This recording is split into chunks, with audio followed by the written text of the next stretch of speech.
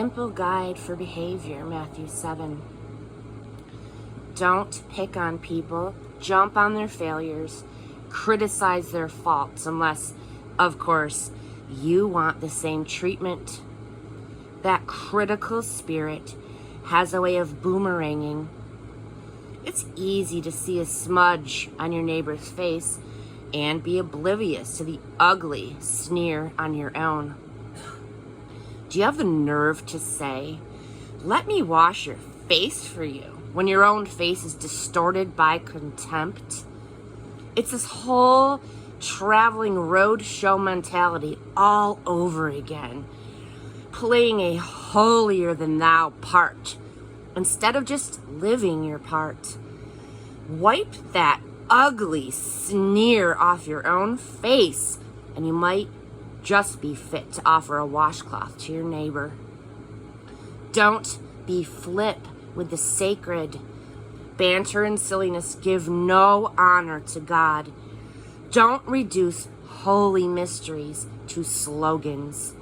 In trying to be irrelevant, you're only being cute and inviting sacrilege.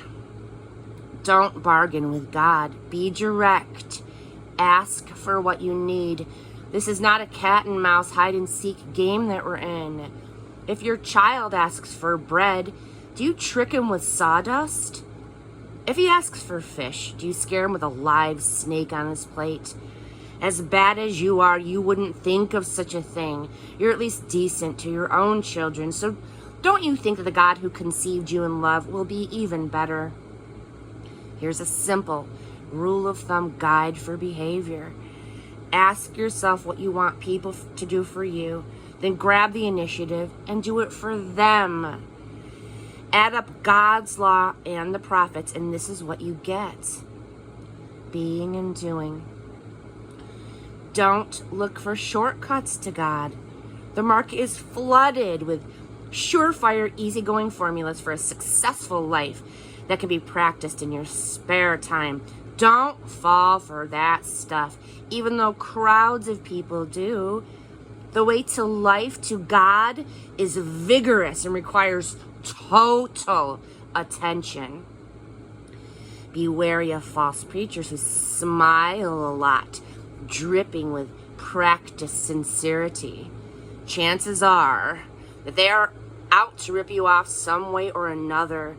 Don't be impressed with charisma. Look for character. Who preachers are is the main thing, not what they say.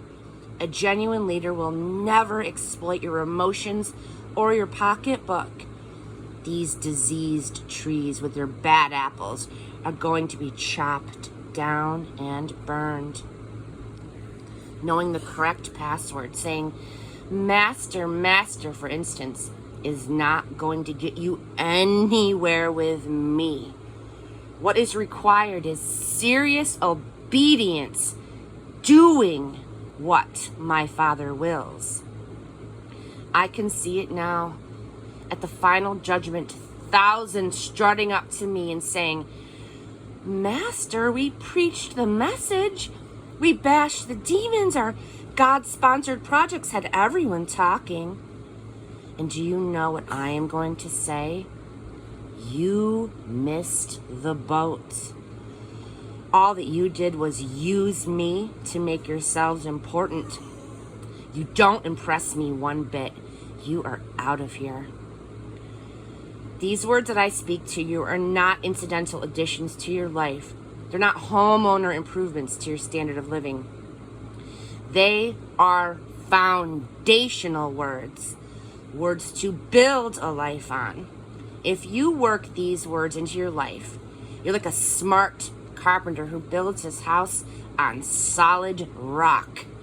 Rain poured down, the river flooded, a tornado hit, but nothing moved that house. It was fixed to the rock. But if you just use my words and Bible studies and you don't work them into your life, well, then you are like a stupid carpenter who built his house on the sandy beach. When a storm rolled in and the waves came up, it collapsed like a house of cards. When Jesus concluded his address, the crowd burst into applause. They had never heard teaching like this. It was apparent that he was living everything that he was saying, quite a contrast to the religious teachers. This was the best teaching that they had ever heard.